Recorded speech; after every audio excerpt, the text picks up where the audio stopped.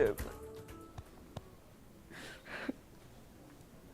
And then many things I do is for him because he's ill and I just want to see him. Dozens of families are left wondering about loved ones tonight after an Immigration and Customs Enforcement raid in Granger County.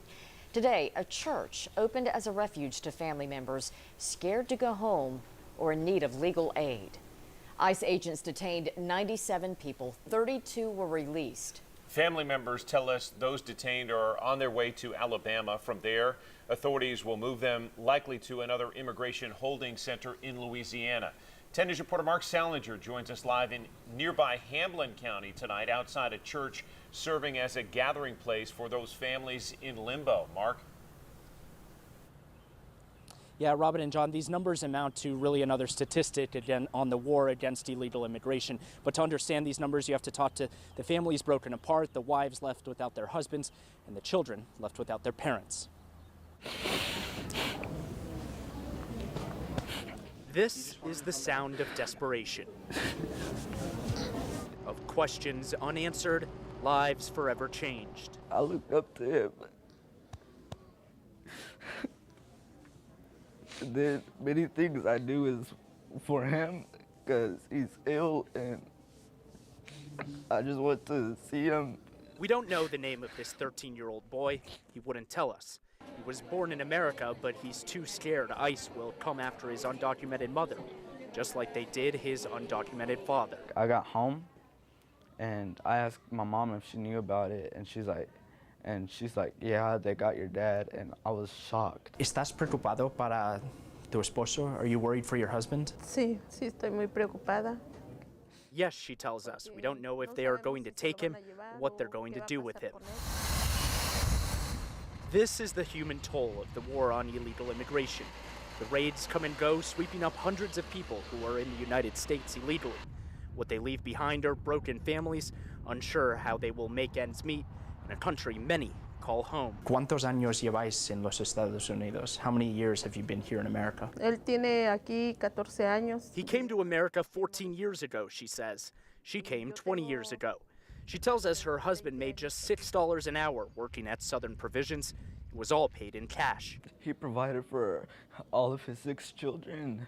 Children play with donated toys on the floor of the church, ignorant to what's going on, unaware they may never see their loved ones again. Regardless of their immigration status, what everyone here in the church knows is that America may never feel like home again. With all this going on, it doesn't feel like home anymore.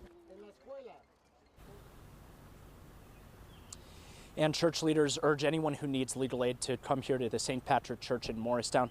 And we have all this information in Spanish on our website, WBIR.com. Robin and John, will send it back to you. Those emotions so raw. All right, Mark, thank you.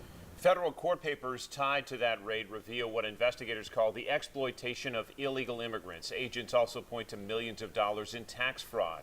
It shows the investigation started after the owners of Southeastern Provisions in Granger County started withdrawing millions of dollars in cash from their bank accounts. The documents note since 2008, the owners withdrew more than $25 million in large weekly cash withdrawals.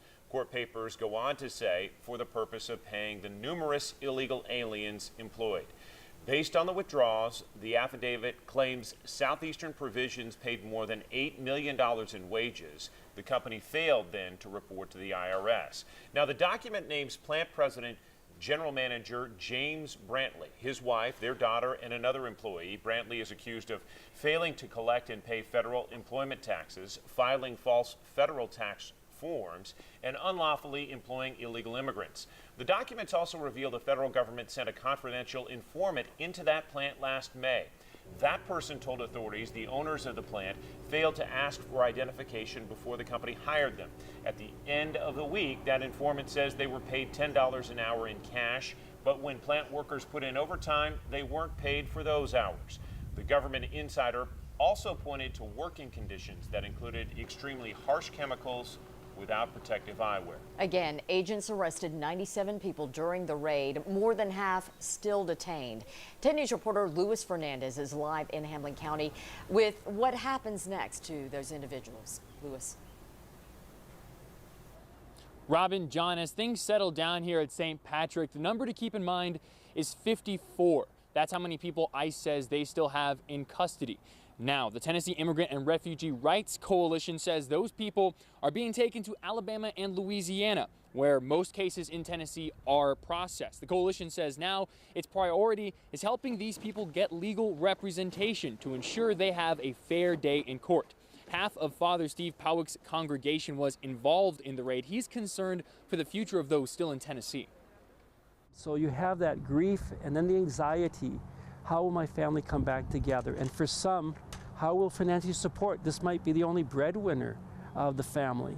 And so how are we going to financially make it?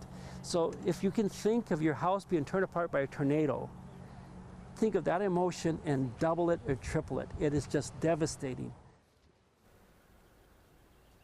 Father Powick said, however, with the donations and volunteers, you're getting a chance to see the best side of the Christian faith. As for the timeline for when those detained will be reunited with their families, John, Robin, experts say it could take a few weeks or a few months, and in some cases, they may never be reunited at all. Go ahead and send it back to you. Luis Fernandez on that part of the story. Thank you. And as this case unfolds, you can find updates on our website.